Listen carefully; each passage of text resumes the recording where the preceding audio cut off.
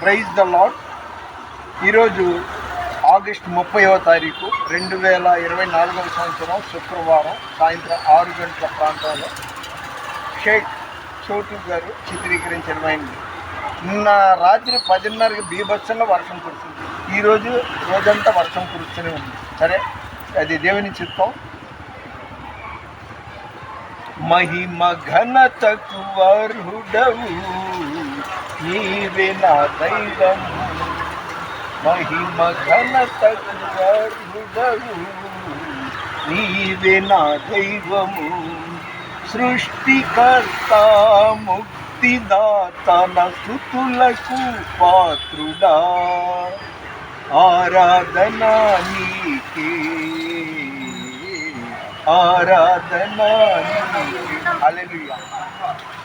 ఒక మాట అది గాడ్ బ్లెస్ యూ కడగ.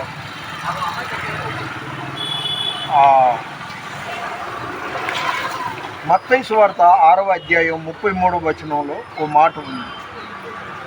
కాబట్టి ముందు ఆయన రాజ్యమును నీతిని వెదకుడి అని, ఆ తర్వాత మీకు అన్నీ సమకూరుద్దని.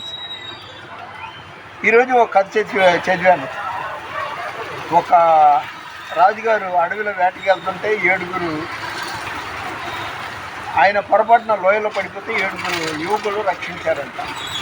అరే, మీ అందరికీ ఏదైనా గిఫ్ట్ ఇస్తే ఏం కావాలంటే ఒకటి నాకు 50 లక్షల రూపాయలు కావాలన్నాడు. ఒకడు ఇక్కడి నుండి మా ఇంటి వరకు మంచి రోడ్డు వేయించండి అన్నాడంట. నేను ప్రేమించిన అమ్మాయితో నాకు పెళ్లి జరిపించని 6 అడిగారంట. 7వవాడిని నీకేం కావాలి అంటే, ఏం లేదు మహారాజా, నెలకోసారి మా ఇంట్లో వచ్చి నువ్వు దావత్కి అంటే విందుకి వచ్చి భోజనం చేసి వెళ్ళాలి అన్నాడు. సరే అన్నాడు రాజుగారు.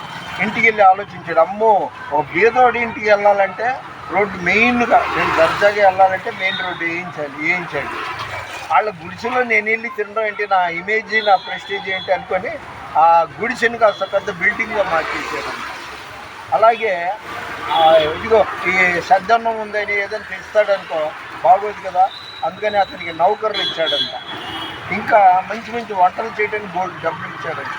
ఇవన్నీ ఎందుకు చెప్తున్నానంటే, ముందు దేవుని రాజ్యం ఎదిగితే దేవుడు మనకి అన్నీ ఇస్తాడు.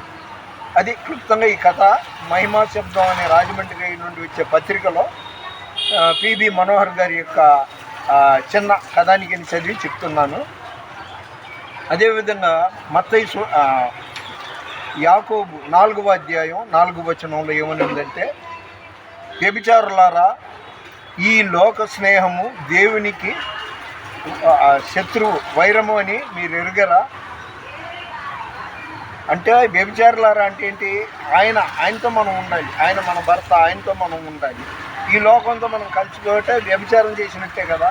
కాబట్టి మీరు ఎప్పుడు దేవునితో ఉండండి, దేవునిలో ఉండండి. ఖచ్చితంగా మనం ఒకరోజు ఆ ఊరు వెళ్ళాల్సి ఉంటుంది.